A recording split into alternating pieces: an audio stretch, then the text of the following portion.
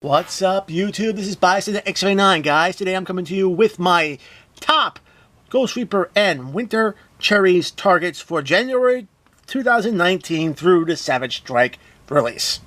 Okay, with that being said, we have a lot of cards to cover today. I know extra decks are very limited to 15 cards. So, if you're running a deck that needs to utilize extra deck space to further the strategy, please use the extra deck for that first and then add on what you think is going to be necessary to include. Now, because I have a lot of cards here, I'm going to be specifically targeting in on the primary cards you should be using Ghost Reaper on, and then I'll probably include some other cards as well for the certain decks to help you fill things out. Now, first and foremost, for the Goki / Dark Warrior decks, we're going to be talking about Isolde, the Two Tails, and Noble Knights. Okay, Isolde does a lot for this deck. She is the combo starter for those decks. Alright? On summon, she searches. She can dump equip spells into the graveyard to match a monster level that can be special summoned from the deck, which means can set up even further plays with Divine Sword Phoenix Blade. Because of all this, she is definitely one of the primary targets to use to use Ghost Reaper on. She just recently got a reprint in the Soul Vision SE, so she is affordable. If you watched my previous ban list predictions, you know my feelings on what's going to happen with her. So I would strongly suggest just investing in one copy of the super rare just until the ban list gets released, and then we can go from there. And speaking of it, the second primary card that you're going to be going after for the Goki Dark Warrior decks is going to be Summon Sorceress, and the primary reason for her is basically she is the queen of degenerate plays.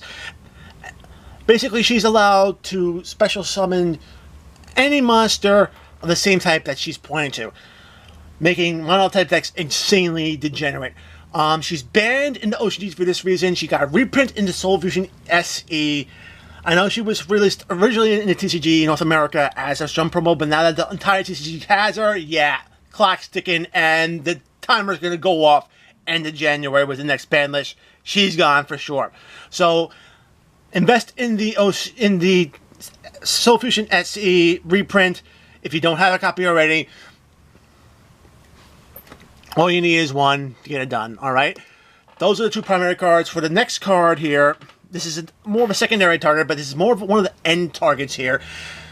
If you don't happen to have an Isolde or a Summon Sorceress at your disposal, but you do have a Gumblar, pay attention to what your opponent is playing, because if you see a Neospatian Connected being dropped, that's your cue to take your Ghost Reaper, send it to the graveyard, and flash your Gumblar, and just take it out of the game. It's better for you to lose 2 cards than lose your entire hand. I know it's not that great, but hey, 2 is better. Losing 2 is better than losing 6. With that being said, the other card that you need to be looking out for would be number 86 Heroic Championship, Rongo Minion. Okay, now Rongo just got a reprint in the Legendary Hero decks last October. It was in the Phantom Knight deck, if memory serves correctly, as ultra rare. So he is now a little bit more available and a little bit more in circulation. He is a very problematic card, primarily because a lot of players combo him with Bamboozle and Gacha Shadow. Bamboozle and Gacha Shadow, what it does is that it can take itself and its materials and equip itself to another number monster and add itself and its materials as other materials to that other number. And that's what a lot of players do with Rongo. They make Rongo with maybe 2 materials. They make number 75. They use 75 to add materials onto Rongo to get Rongo up to 5, because when Rongo has 5 materials, once per turn, you can destroy all cards on your opponent's field. If it has 4 more materials, your opponent can't no more special summon any monsters. If it has 3 more materials, it's unaffected by other card effects. If it has 2 or more materials, it gains 1500 attack and defense. And if it's 1 more materials, it can't be destroyed by battle. By taking, for me, I personally like going after Bamboozle and Shadow. The only problem is that it's not very budget friendly. It's around $30 right now. So it's much easier just to call Rongo for the end game and just move on from there. Alright? For the next meta deck, we're going to be talking about Sky Strikers, and of course, the primary card you want to be hitting is Sky Striker Ace Kagari. And the reason why she's the primary card you want to target with Ghost Reaper is because whenever she special summon, she is getting the Sky Striker player a spell card back from the graveyard to their hand. She basically is the key extender of all Sky Striker plays, and she needs to be stopped. I know you have Ghost Spell, which can stop her effect, but here's the thing, Ghost Spell only works for one turn. With Ghost Reaper, you're taking every copy of Kagari out of play for that duel. Alright, so do the math. Which is better? Not seeing her at all during a duel, or just dealing with her effect once? Alright, so she's the primary target for Ghost Reaper. The first secondary target is going to be Hayate. The primary reason why I'm putting Hayate at the number 2 spot is basically because, A, she can poke your life points directly. 1500, but whenever she does battle damage, she sends a Sky Striker spell from your deck to your graveyard, and all Sky Striker spells gain additional effects when there's 3 or more spell cards in the graveyard. So initially, she can get this deck up and running as a secondary option, which is why I'm putting her in the number 2 spot behind Kagari.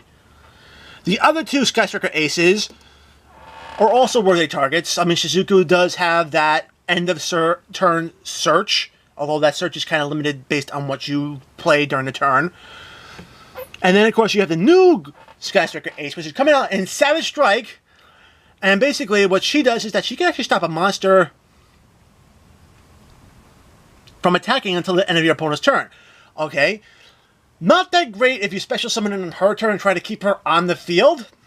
But if you have a trap, say, like called the Haunted in the deck, you could bring her back and probably stun your opponent that way. I mean, the other effect she has is basically she gains 100 life points immediately after a Sky Striker spell card resolves, which utilizes in combination with something like maybe Hayate could potentially net you wins if you're behind.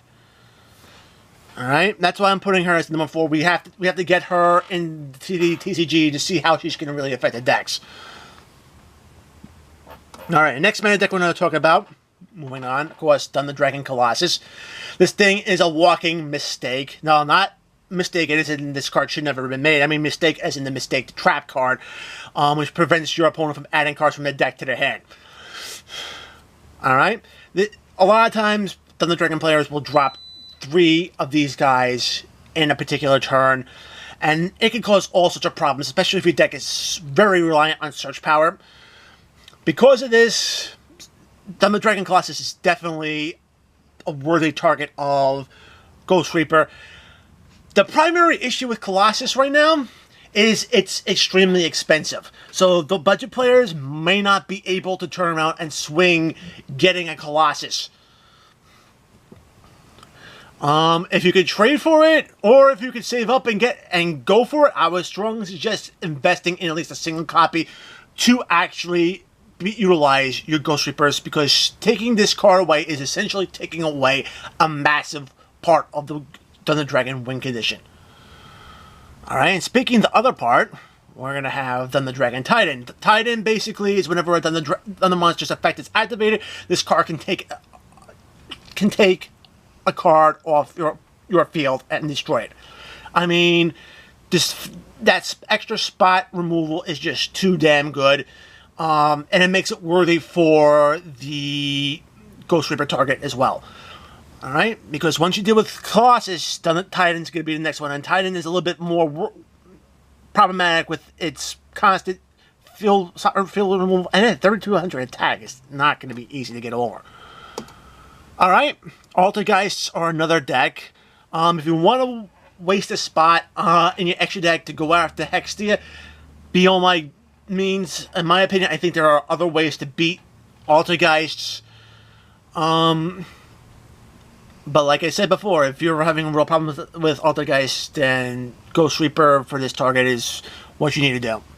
Alright, one card deck that seems to be picking up speed now since its win at YCS Milan is Prankheads. And I highlighted 3 primary cards in the extra deck that you should be targeting. And this is going to be Prankhead's Bow Wow Bark. And the primary reason why is that Prankhead monsters you control cannot be destroyed by your opponent's card effects. All right, now I know it's only a single turn, but that one turn can buy them a lot of time. All right, moving on. We have Prank Kit's Rocket Ride. All right. Basically, it stops special summon monsters from attacking the turn. The special summon. All right, it's a pretty good card. And then last but not least, you have Prank Kit's Weather Washer, which can basically prevent special summon monsters cannot be destroyed by battle this turn. All right, I know all these things are a single turn effect, so if you can actually just maybe wait a turn, you could probably get around them. But if you want to get ahead of this deck, this is the way to do it. By hit, these are the cards that you want to do it with by hitting them with Ghost Reaper. All right. Now these are the current decks. We're going to be going into some of the, looking at one of the future decks that should hopefully be making an impact on the meta, and that's going to be Salamangreats. And the first card I'm going to talk about is Salamangreat Mirage Stallion. The Stallion of the Salamangreats, rank 3 Xyz, and is basically the MX Saber Invoker for the Salamangreats. It special summons Salamangreats into defense position on their field. It needs to be hit. I mean, typically this is one of the big guys that they need to get off their players off of. Other cards, they have a fusion monster that's going to be in Savage Strike. This is the fusion. Now, something that interesting I like that I noticed about this Salamangreat fusion is that it's very similar to Cyber's Clock Dragon, in which you can actually use both of these fusion monsters to basically one-off your opponent if they're not prepared for it, with the way that you can attack, buff these monsters. Alright? I'm not going to go into the effects right now, but it is pretty awesome. Other monsters you're going to want to look out for and potentially hit is Salamangreat Velnix. This is a Link 1 monster that's going to be in the structure deck. Alright? And typically you're going to see Velnix come out before you're going to see the Stallion come out. And then, of course, Salamangreat Sunlight Wolf, which is going to be in Savage Strike. This thing can recycle fire monsters from your graveyard to your hand, so it's not only going to be good in just Salamangreats, but other fire attribute decks as well. Hell, this thing can, if you can turn around and figure out a way to swing it, this thing can recycle Ash Blossom if need be. So be on the lookout for those 4 cards when Salamangreat drops. If anything, the Link 1 and your Xyz monster will be your primary targets. Alright? Now, if we're going to be talking about Savage Strike, we gotta talk about the big synchro that's coming out, and that's Borreload Savage Dragon. Oh man, a generic level 8 synchro monster, 3,000 attack, 2,500 defense. Oh my god, when this card is synchro summon, you can equip 1 Link monster from your graveyard to this card, and you place Borreload counters on this card equal to that monster's Link rating. Okay. Oh my god, this card is going to be so huge in a lot of synchro-centered decks, and not only that, but it's going to make the extra Foolish Burial card a necessary staple in that deck. Extra Foolish Burial allows you to take a monster from your extra deck and send it right to your graveyard. Then you can just synchro summon this guy out, take that little Link 4 that you might have thrown into the graveyard, equip it to Borreload Savage Dragon, and now all of a sudden, Savage Dragon has those 4 counters, and those 4 counters allow Savage Dragon to negate effects. Now, it's only once per turn, thank God, but still, that's 4 negates that you have to deal with on top of a 3,000 attack point body. Yeah, this card is going to be a synchro staple. End of story. Alright, but what Link 4s are you going to be sending to the graveyard? Well, how about we just send the original Borreload? Well, not Borreload, Borreload. He's a Link 4.